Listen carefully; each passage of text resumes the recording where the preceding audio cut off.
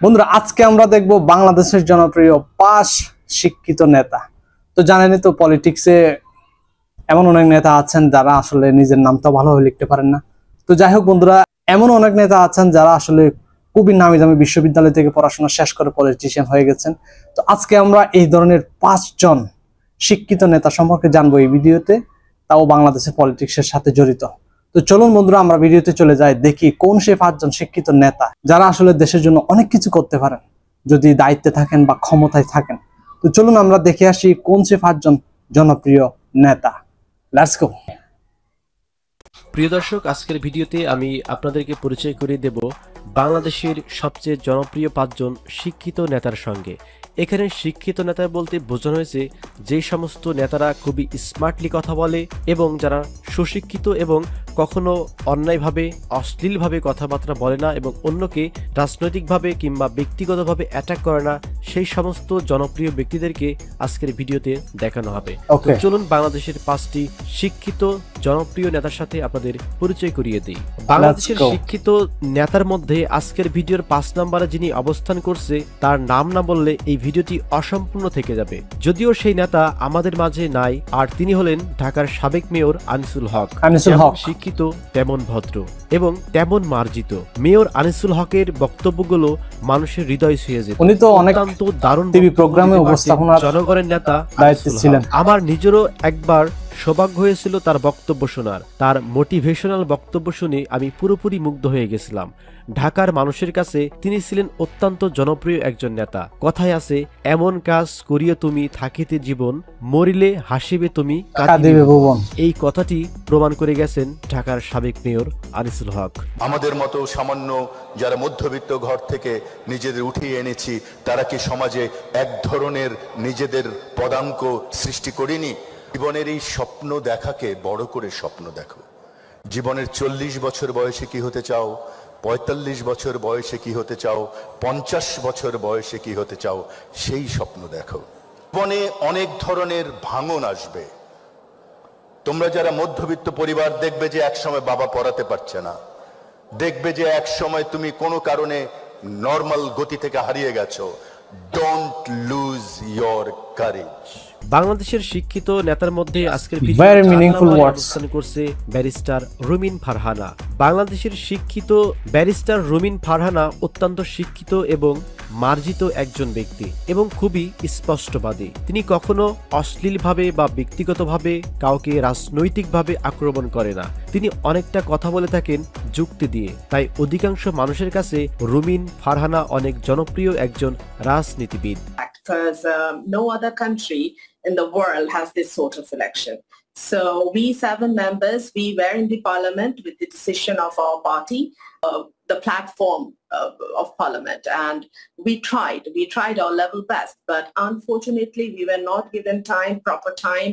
Our mic has been stopped by the speaker, and this is the time. বাংলাদেশের শিক্ষিত নেতার মধ্যে আজকের ভিডিও 3 নম্বরে অবস্থান করছে মেয়র শেখ ফজলে নূর তাপস। তিনি একজন বাংলাদেশি আইনজীবী ও বাংলাদেশ আওয়ামী লীগের রাজনীতিবিদ, যিনি ঢাকা দক্ষিণ সিটি কর্পোরেশনের মেয়র হিসেবে দায়িত্ব পালন করছেন। তিনি 2020 সালের 1 ফেব্রুয়ারি ঢাকা দক্ষিণ সিটি কর্পোরেশনের মেয়র হিসেবে নির্বাচিত হন।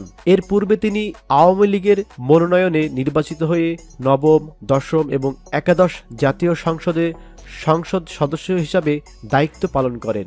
2019 সালের 29 ডিসেম্বর ঢাকা দক্ষিণ সিটি কর্পোরেশন নির্বাচনে আওয়ামী লীগের মেয়র প্রার্থী হিসেবে তাকে মনোনয়ন দেওয়ার পর একাদশ জাতীয় সংসদ থেকে তিনি পদত্যাগ করেন। মা একটি গান গেয়ে আমাদেরকে ঘুম পাড়াতেন।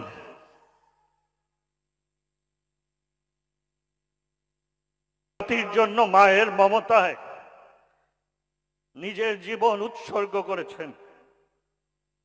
বাংলাদেশের সবচেয়ে জনপ্রিয় শিক্ষিত নেতার মধ্যে আজকের ভিডিও 2 নম্বরে অবস্থান করছে আন্দালিব রহমান পার্থ। আন্দালিব রহমান পার্থ সবচেয়ে জনপ্রিয় নতুন প্রজন্মের কাছে। টিভি এবং অনলাইন টক শোতে যেভাবে স্মার্টলি কথা বলে, এমন ভাবে খুব কম মানুষই কথা বলতে পারে এবং তিনি অত্যন্ত যুক্তি সহকারে কথা বলে থাকেন এবং যে কারো যুক্তিকে তিনি খুব সহজেই খণ্ডন করেও ফেলতে পারেন। চলুন আমরা আন্দালিব রহমান পার্থের কিছু ফুটেজ দেখে আসি। আরেকটা কথা হলো, আমি বারবার একটা বেসিক কথা বলি, আপনি আমাকে পছন্দ করেন, ভালো বললেন, আমি আপনার কাছে, আপনারা সিনিয়র রাজনীতিবিদ, আমাদের চেয়ে অনেক বেশি এক্সপিরিয়েন্সড, কিন্তু আপনারা বলেন যে ভবিষ্যতে আমরা যে রাজনীতি করব, আমি পার্থ যে 10টা ছেলেকে রাজনীতিতে আনবো, কি বলে আনবো, কিসে বলে আনবো? আপনারা এখনও 50 বছর পর ওই রাজনৈতিক আর্গুমেন্টে যাচ্ছেন যে কে খারাপ, কে পিছনের রাস্তা দিয়ে আসছে, কে কিভাবে আসছে, কারা কিভাবে আসছে। বাংলাদেশের সবচেয়ে জনপ্রিয় শিক্ষিত নেতাদের মধ্যে আজকের ভিডিওর 1 নম্বরে অবস্থান করছে মির্জা ফখরুল ইসলাম আলমগীর। তিনি একজন বাংলাদেশি রাজনীতিবিদ ও সাবেক প্রতিমন্ত্রী। তিনি বর্তমানে বাংলাদেশ জাতীয়বাদী দল বিএনপির মহাসচিবের দায়িত্ব পালন করছেন। 2001 সালে 8ম জাতীয় সংসদ নির্বাচনে তিনি ঠাকুরগাঁও 1 থেকে বিএনপির মনোনয়নে সংসদ সদস্য নির্বাচিত হয়ে প্রথমে তিনি কৃষি মন্ত্রণালয় ও পরবর্তীতে বেসামরিক বিমান পরিবহন ও পর্যটন মন্ত্রণালয়ের প্রতিমন্ত্রী হিসাবে দায়িত্ব পালন করেন। তিনি 1972 সালে বিসিএস পরীক্ষায় উত্তীর্ণ হয়ে শিক্ষা ক্যাডারে ঢাকা কলেজে অর্থনীতি পরবর্তীতে বেশ কয়েকটি সরকারি কলেজেও তিনি অধ্যাপনা করেন। অন্যান্য সরকারি দায়িত্বের মধ্যে মির্জা ফখরুল বাংলাদেশ সরকারের পরিদর্শন ও আয় ব্যয় পরীক্ষণ অধিদপ্তরের একজন নিরীক্ষক হিসাবেও কাজ করেছেন। বিরোধী দলীয় নেতা হিসাবে তিনি বাংলাদেশের মানুষের কাছে অনেক জনপ্রিয় এবং শিক্ষিত একজন ব্যক্তি। One of the most severe political crisis now, because the people of this country are being deprived of their voting rights. Democracy is totally absent now in Bangladesh. Unfortunately, the whole scenario is that's just an authoritarian government is ruling this country. তো প্রিয় দর্শক, আজকের ভিডিওতে যে 5 জন জনপ্রিয় শিক্ষিত নেতার তালিকা তুলে ধরলাম, এই 5 জন শিক্ষিত জনপ্রিয় নেতার মধ্যে আপনি কাকে সবচেয়ে বেশি পছন্দ করেন সেটি অবশ্যই কমেন্ট করে জানাবেন। সকলে ভালো থাকবেন, সুস্থ থাকবেন, ধন্যবাদ সবাইকে। এখানে যাদের আসলে দেখানো হয়েছে সবাই কিন্তু আমার কাছে বেশ পছন্দের নেতা, মানে প্রায় সময় ওনাদের বিভিন্ন টক শো বা বিভিন্ন ফাংশনে অ্যাটেন্ড করার ভিডিও আমি দেখি, তো সবার কথা ভালো লাগে। তবে স্পেশালি পার্থ এই ব্যক্তিটার কথা না বললে নয়, ওনার কথাগুলো আমার খুব ভালো লাগে। ওনার মুখে এত সুন্দর সুন্দর শব্দ বেরিয়ে আছে যেগুলো শুনলে আসলে খুবই যৌক্তিক এবং গোছালো মনে হয়। খুব সুন্দর কথাবার্তা বলেন। আর আনিসুল হক উনিও কিন্তু খুব ভালো একজন বক্তা ছিলেন, বিভিন্ন প্রোগ্রামে আমি দেখেছি। জলসা নামে একটা অনুষ্ঠান উপস্থাপনা করতেন বিটিভিতে, অনেক আগের অনুষ্ঠান। ওই অনুষ্ঠান থেকে আমি ওনাকে চিনছিলাম, মানে ইউটিউবে দেখছিলাম আর কি ওই অনুষ্ঠানের একটা পর্ব। এরপরে উনি যখন সিটি কর্পোরেশন চেয়ারম্যান হন, তারপরে ওনার পরিচিতি আরো বেশি করে ছড়িয়ে পড়ে আর কি। তো যাই হোক বন্ধুরা, কেমন লেগেছে ভিডিওটা, আর এই 5 জন ব্যক্তির মধ্যে কে আপনাদের কাছে সবচেয়ে প্রিয়, প্লিজ কমেন্ট সেকশনে জানাবেন। আর অবশ্যই ভিডিওটি ভালো লাগলে একটা লাইক করবেন। তো আজকে পর্যন্ত দেখা হবে নতুন কোনো একটা ভিডিওতে। সবাইকে অসংখ্য ধন্যবাদ সাথে থাকার জন্য। সেইও